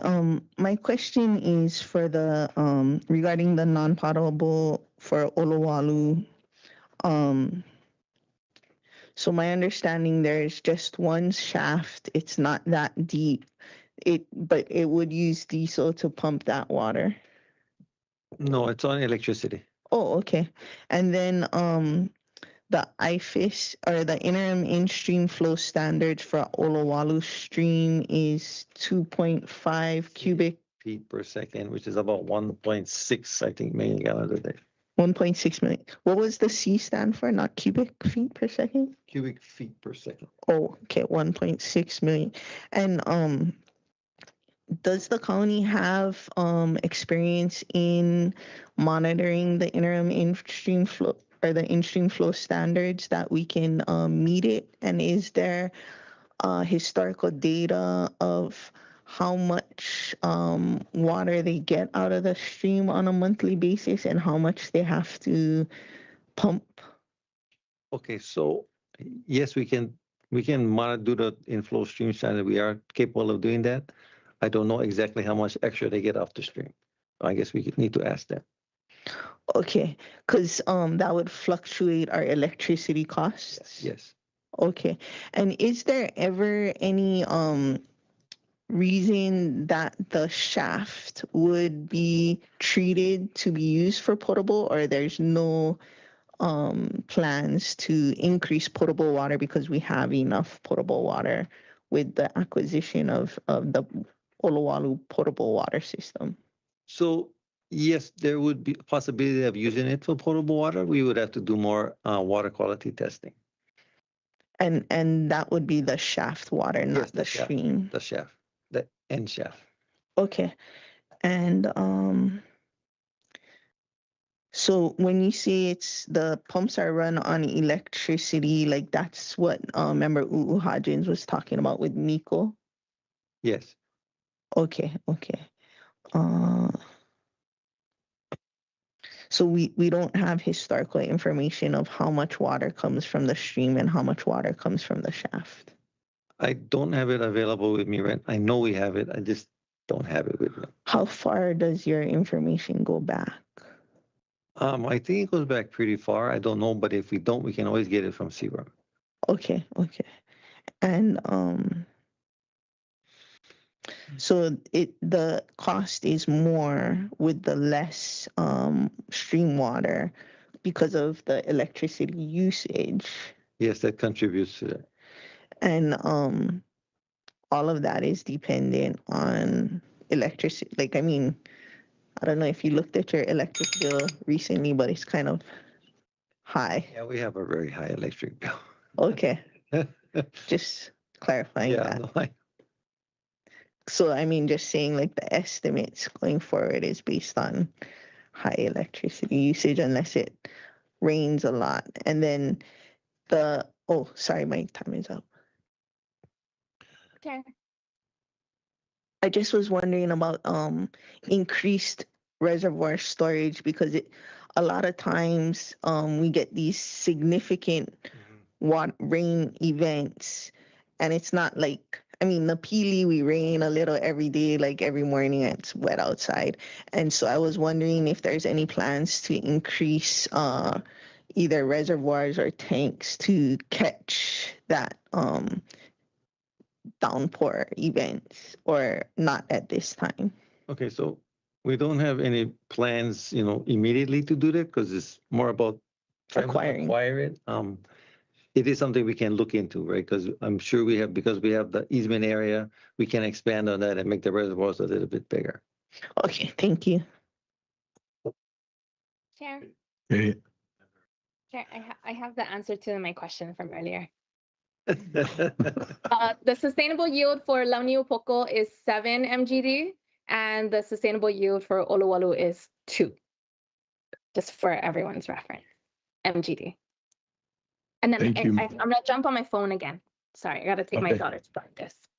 Okay, thank you. Member Sinensi, your second round. Chair, I just have a couple follow-up. Would there be any land available for possible solar to address some of the electrical costs? Is that something in your purview? Well, Chair, if it sounds like we had a couple questions in relation to this. So if that's the council's, thought process or whatever, we can always continue discussions with landowners or whatever and see if there's possibilities up there. But in relation to this specific transaction, we wouldn't have property to build like a solar farm. Right, or right. anything It like that. sounds like, yeah. Okay. And then, I mean, as council members, I'm supportive, just for the, fire suppression, for the homes out there and having that, tank storage for fire suppression, but we don't anticipate any more development. This wouldn't be able to create more housing options. I mean, Thank you, Chair. I think, well, one benefit of public stewardship is that then the public can help decide in relation to how we kind of allocate resources and whatnot as a part of kind of your legislative process and other forms of public participation. As indicated, there is potential for additional water being available I think it was identified in the Oluwalu system. Then that's really a policy matter that can be discussed about how that water gets utilized and we'll have to have further discussions with All right. CWRM as well. Yeah. Thank you for that. I appreciate the added comments. Thank you, Chair. Thank you, Member Sensi. And Councilmember Hodgins, second round of questions. Thank you, Chair. I have no further questions. Everybody had great discussion today, so I think that was really nice to hear. Thank you again, Water Department and Management. Thank you. So I have a couple of brief questions. Is the chlorine system the same as Department of Water, the DWS? Relatively the same. They just use sodium hypochlorite with a different pump than we do, but nothing. And what's the projected life of a liner and this just, I could ask you afterwards, but it's 20 years? Yeah, 20 years. You can be okay. This just depends on what the grade of liner you use. Right. Right. How much money you spend. Okay. That's my question. Does anybody else have a third round? Chair Lee? Mr. Landgraf, if the sustainable yield is 7 million gallons a day in Launiapoco, and they have 402 customers, there seems to be a lot of water available for additional housing. Yes, you are correct. Oh, because the way the conversation was going was like, it's at its peak and at its maximum, but it sure looks like but yet it's designated as well, right? Yes. All aquifers, no matter if they're fully used or not used. That's correct, which means the process is a little bit more extensive. When you get more water, you have to do the existing, you have to apply for the new use, and then they'll look across and see how much there is. So okay. You have to have the water use permit that's what kind of tells you how much you can use. But is Launiapoco in a position to share with other systems? Once we tie it in, it will be. Yeah, how far away? How far away would that be? Between 5 and 10,000 feet. 5 and 10,000 feet? Yes. I don't know the exact number. I'm sorry. I know from Oluwalu Launiapoco is about 10,000, but I forget. I think between Launiapoco and our system is about 7. Okay. I didn't realize it had so much excess water. Okay, thank you. Member Paulton? Following up on Charlie's question, do we need PUC or CWRM approval to tie the Launiapoco system to the existing county system? No. And if we utilize that water for existing county uses, does it need a WUPA, water use permit application? It will need one, yes, because of the surface and groundwater management area. Even if it's to supplement existing county usage? Yes, because of the surface and groundwater management. Okay.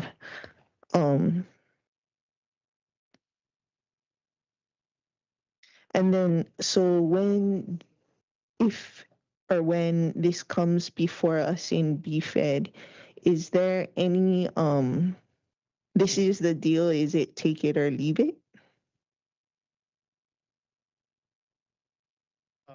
Chair, I guess I don't know in relation to what, if you're talking about price or whatever, but in terms of, it is a package deal in terms of Laniapoko water system and the Oluwatu water system assets. So that is being sold together. If you're talking about other terms or conditions or whatever, then we can discuss that. Can you remind me if we said that the land under the reservoir is part of the deal, or was it an easement under the reservoirs, the snake and the pig one? We can verify with staff and then provide that to you folks after, but I believe it's easements for all of the No land assets. underneath. Yeah, because of subdivision requirements and other things. But the easements do allow us the rights to build additional wells or tanks or whatnot. Okay. And the easement under of the land underneath the reservoir, we feel comfortable with that. That's a known way to do business, like that we would control the reservoirs, but we don't own the land. Thank you, Chair. I mean, ultimately, we'll ensure that our attorneys work through all of that with the landlords to make sure that we have enough, certainty and control in place. Yeah. Okay. And do we know if the pig reservoir is adjacent to the LB farm? LB pig farm? It's really close. Okay, that's the one then.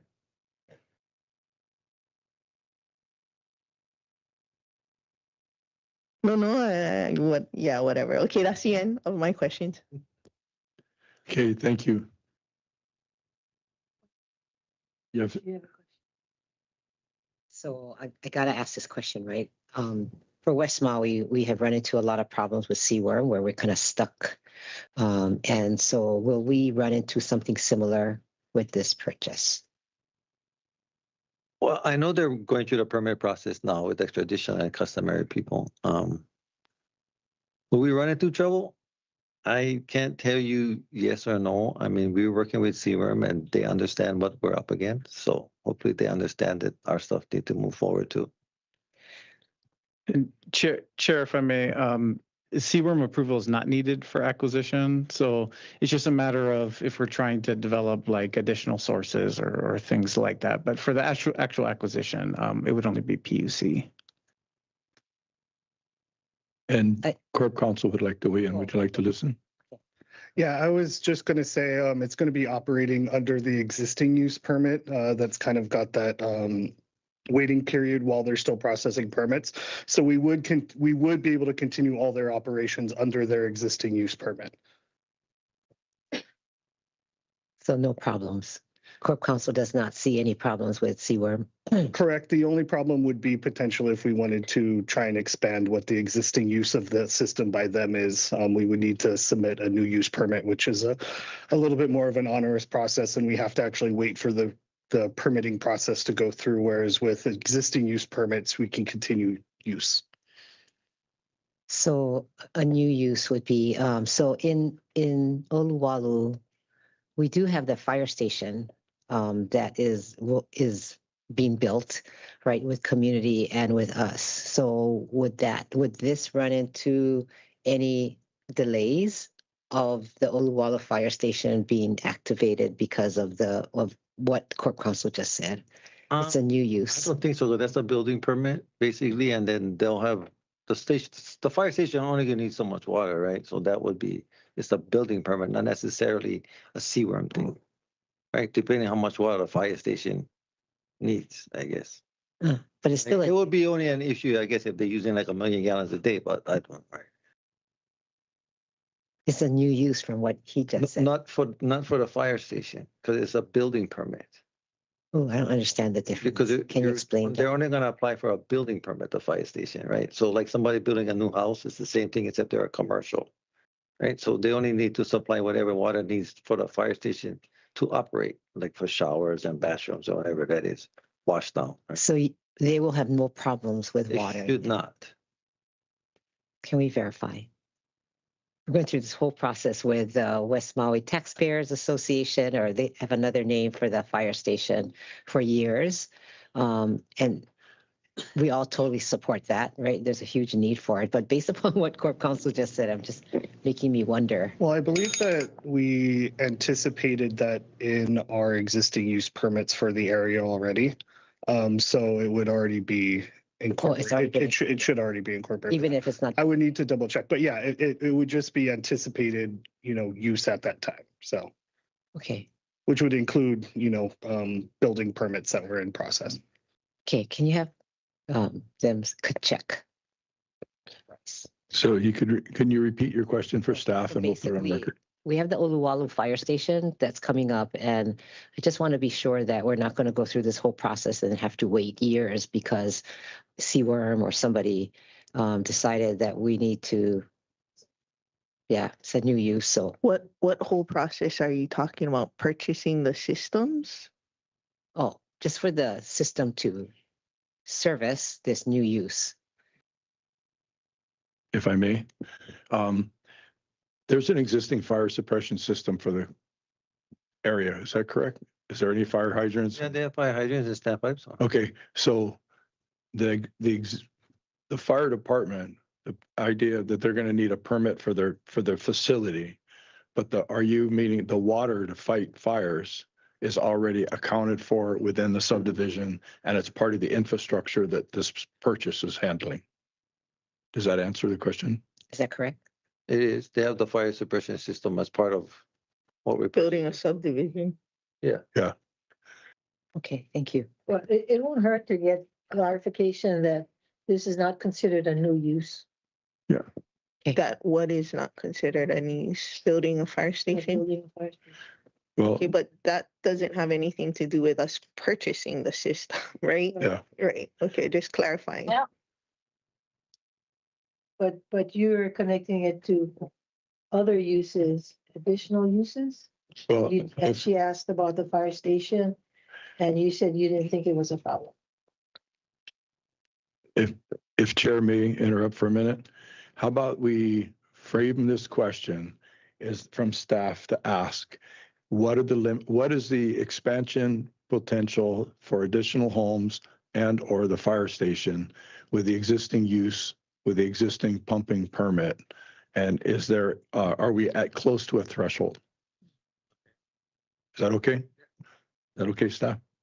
Does that meet everybody's, I think it'll answer the questions. Okay. Thanks. I just don't want us to be like West, how we're so stuck with Seaworm.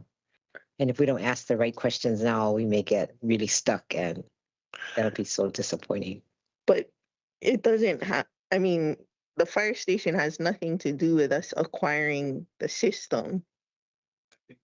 Right? If I may, I think the question was a concern about purchasing the system and having unintended consequences of limitations of what we could use the system for. And that's what I mean, as far as the expandability of the system. And it's like being able to grant water use for 15 more homes if the capacity allows. What limitations are there in Oluwalu and or Laniapoko after the county purchases this system that would enable or not enable expansion of the use? It's the same as our existing system, right? It's no different.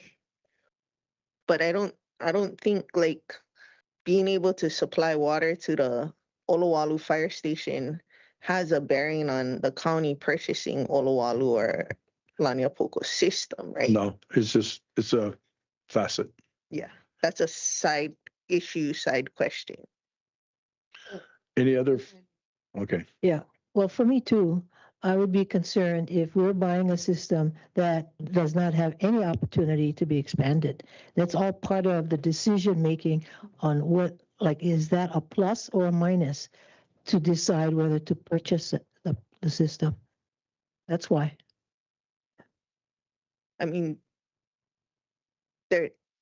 there is a process, and it's through CWORM where you put in a water use permit application, and then they go through the existing uses and then the uses. So I mean, it's not in our hands, it's in the state's hands to make those decisions and issue those permits. I mean, it's the same as our existing water systems because it's in the same ground and surface water special management area, special designation. So it's not any different. Like whatever will be applied to these water systems when and if we acquire it is the same that's applied to our existing water systems. So as long as we stay within our existing pumping permit, you could expand till that. If you needed to exceed, if you needed to increase the current permit, that's when you would have to go to CWORM to get permission. But until that time, the system, CWORM's approval has already been made up to a certain pumping capacity for the well. They're not complete with their process yet, but they'll let you use what you have existing right now until they look at it, everything. So if there are any more questions, I have a question. Oh, Member Rollins Fernandez, you're up. Mahalo, Chair, for finally seeing me. Appreciate it. Okay, so two things. One, sustainable yield doesn't mean that we extract as much water until we get to sustainable yield. That's not what that means. Like that's the whole point of the community asking CWORM to make the west side a protected area because of the extractive use and the abuse of the water. That's the whole point. Doesn't mean that we use up all 7 million gallons per day. That's not what that means because climate change, so it's probably less at this point, and sustainable yield does not account for cultural uses. So we don't use 7 and we don't use all the way to 2. That's not what I meant when I asked the question. It's not an excessive use. It's not excess of water. It needs to stay in the ground too.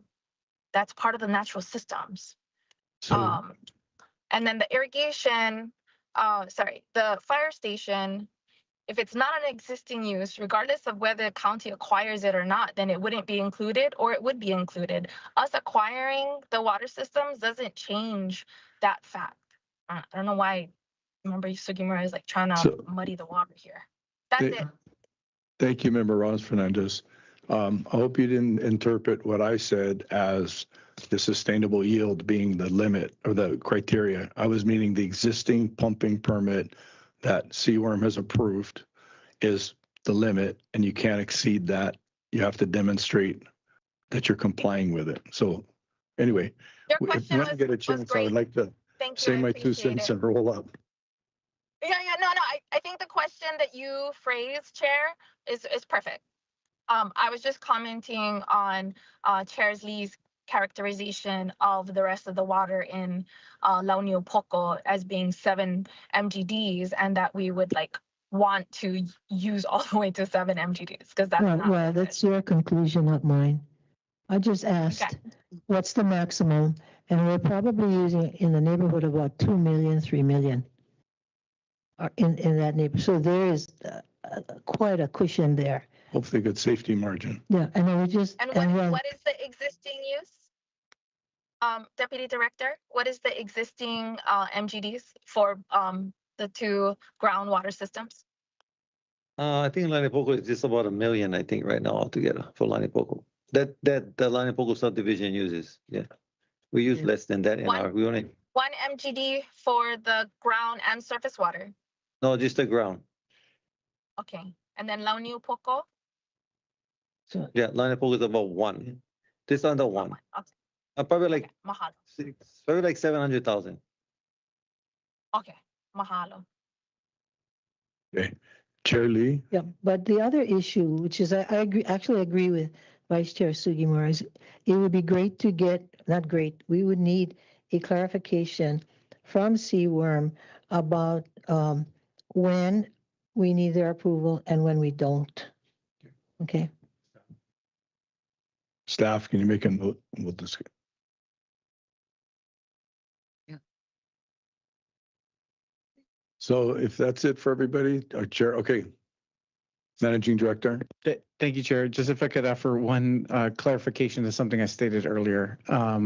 West Maui Land is not the owner of, they're the operator of Laniapoko and Oluwalu water companies. Laniapoko Water Company is a separate legal entity, and then Oluwalu Water Company is a separate legal entity. So there's potentially different ownership pieces in those entities. So I just wanted to clarify that because I stated earlier that West Maui Land was the owner. Thank you. Thank you all. So we're getting near the end, 3:46. A comment question regarding the easements. Basically, the county would have the ability to, in the future, once this is done, survey and do a subdivision where those assets, like the reservoirs, et cetera. I'm just saying, right now, having an easement is a relatively straightforward way to do it. If you have a binding, non-revocable easement, then you're not losing right of access or anything. So I'm getting in the weeds, but I'm just curious. It's like you could potentially, an agreement, subdivide down a reservoir so the county owned the reservoir and still had right of access. It doesn't really, if it's getting in the weeds. Thank you, Chair. I guess it would be up to council in regards to your comfort level as to kind of the ownership or access type. If, the easements that we'll have in place are, feeling not sufficient or whatever the case is, we can either continue to tighten up language or, pursue additional discussions with the landowner. For clarity, I'm not asking it for really impact on this existing transaction. The easements are fine. It was more a question because it was the impact of an easement versus owning it. In the future, the county does something like this, I would assume we would have the opportunity to subdivide it if it's deemed to be in our favor, and the county does the subdivisions. So we would be in a good position maybe to agree with ourselves. Okay, Corp Counsel. So we could potentially, as far as the easements go, put in some sort of right of first refusal. If there's ever a subdivision and resale of the property, that is something that we can work in the agreements. We do that with quite a bit of easements that we have for water infrastructure. I don't know if we did it on this one, but I can double check on that, and that's something we can put in. And we'd probably ask for clear title, evidence of that they have clear title. Yeah. Well, I thank you all. It's been a very robust 7B. No, a lot of information, and that's exactly why we had the meeting. I'll sort of clarify because the department gave me a lot of credit on this, and I'll just clarify in the beginning, I was months ago in this discussion, I was very supportive of the concept, but I was pretty much the squeaky wheel on the dialogue about the condition of it and needing, intense scrutiny and validation. And so that's where, as far as it was really scrutinized, and they did a really good job, and I reviewed it and agreed with it. So I think that's in the reference to them gaining my support, because it's what the county needs. Fortunately, the system's in good shape. The water department's in a position to basically be able to manage it and expand it. This is a really good deal for the community. So I'm thankful for the administration. I'm thankful to the department. Thank our council for reviewing it. And there's more questions in the future. But go ahead. Yeah. So what are the next steps? This is a 7B. So, this is discussion. Understand that. There's next steps with them. Yeah, so Chair, will I believe August 4th will be meeting in Councilmember Sugimura's committee to discuss this. There's I think a couple of follow-up questions that will be generated by your staff, either to us and or CWORM, and then hopefully we'll be able to have those responses by the August 4th meeting. If anything else comes up in the meantime, please let us know, but we'll be prepared with that at the August 4th. And we won't go back through the presentation again, and just be prepared for any questions or whatever. Following that, assuming that there is approval received, that would get forwarded on to council for final approval. Once council approves, then we'll be able to move forward with the PUC process.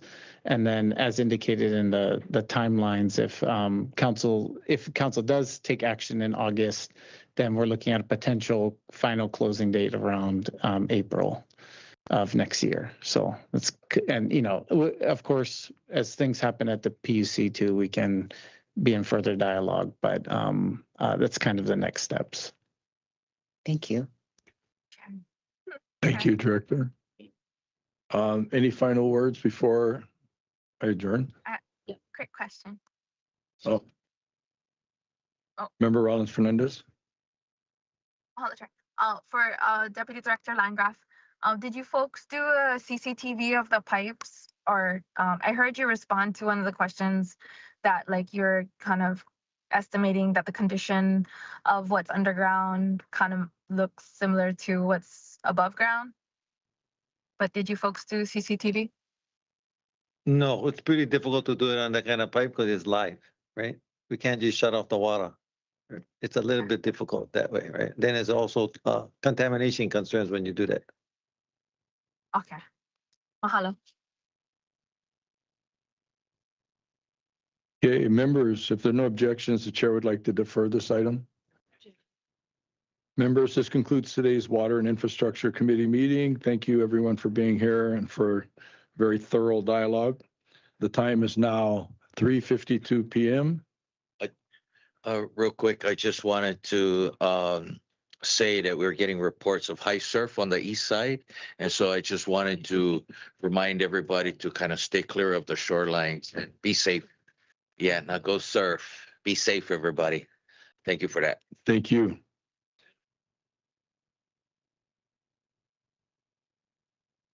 So the time is now 3:53 p.m. This meeting is now adjourned.